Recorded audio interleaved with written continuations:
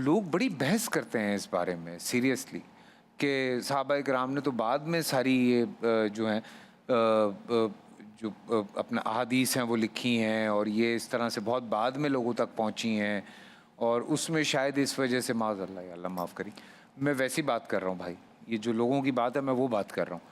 تو یہ بات اس طرح سے ڈیلیور ہوتی ہے جب لوگوں کو آپ برین واش کر رہے ہوتے ہیں بچوں کا، تو وہ اس طرح سے یہ بات سمجھائی جا رہی ہوتی ہے ان کو کہ اس دور میں نہیں ہوئی، اس کے 400 سال بعد ہوئی یا 150 سال کے بعد ہوئی، یا پھر سن لیا کسی نے اپنا جو صحابہ کرام تھے اس کے بعد کسی نے لکھی، کسی نے نہیں لکھی، کسی نے 1 سال کے بعد لکھی. تو یہ والی باتیں سب اس کے اندر ہیں گڈمٹ. تو یہ بات بڑی ضروری ہے کلیئر کرنا. فیصل بھائی میں آپ کے سوال کو عمر بھائی تھوڑا سا مائک ایسے اپنے ایسے قریب کر لیں. جی میں آپ کے سوال کو ٹیک آن کرنا چاہوں گا جہاں آپ نے سوال کیا کہ یہ شروع کہاں سے ہوا.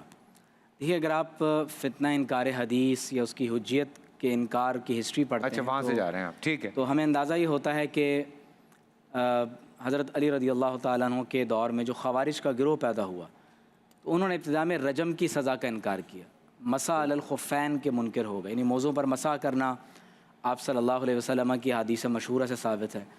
اسی طرح بتدریج مختلف ادوار میں یہ لوگ گروہ کی صورت میں چلتے رہے.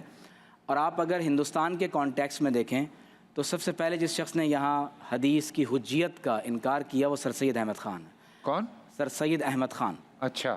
اور پھر ان کے بعد آپ دیکھیے تو یہ سلسلہ ماڈرن ڈے جو ہمارے ہاں تھنکرز ہیں جو مختلف بعض اوقات ٹی وی چینلز پر بھی اس طرح کا ذکر کرتے ہوئے نظر آتے ہیں کہ جناب ارتداد کی اسلام میں کوئی سزا نہیں ہے، بلاسفیمی کی بھی کوئی سزا نہیں ہے. اسی طرح اسلام کے اندر حجیت حدیث اور سنت کو وہ اس طرح دیکھتے ہیں کہ نعوذ باللہ حدیث چاہے متواتر ہی کیوں نہ ہو، چاہے مشہور ہی کیوں نہ ہو، اس سے اسلام میں کسی عمل اور عقیدے کا اضافہ نہیں ہوگا.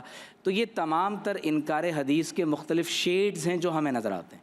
جہاں تک تعلق ہے اس بات کا کہ کیا حدیث کا لٹریچر بعد میں پروڈیوس ہوا ہے، تو جس طرح میں نے پہلے بھی عرض کیا ڈاکٹر محمد حمید اللہ عالم اسلام کے ایک بہت بڑے اسکالر گزرے ہیں اور انہوں نے جتنے بھی موضوعات پہ ریسرچ کی ہے انہیں علوم سیرت کا مجدد کہا جاتا ہے. دور جدید میں اس قدر بڑا علم سیرت پر کام کسی اور ہستی کا نہیں ہے. ڈاکٹر محمد حمید اللہ نے الوثائق السیاسیہ للعہد النبوی والخلافت الراشدہ کے نام سے پورا ایک ڈاکومنٹ جمع کیا ہے. انہوں نے فارس میں بھی تو گزارا تھا بہت حصہ، فرانس میں اور وہ پیرس میں ہی پھر وہ رہے. تو بہت بڑے اسکالر گزرے ہیں. انہوں نے باقاعدہ الوثائق کے نام سے پورے انہوں نے تمام ڈاکومنٹ جمع کیے جو آپ صلی اللہ علیہ وآلہ وسلم کی حیات طیبہ میں اور خلفائے راشدین کے اہل جو خلفائے راشدین کے دور میں جو باقاعدہ تیار کیا گیا.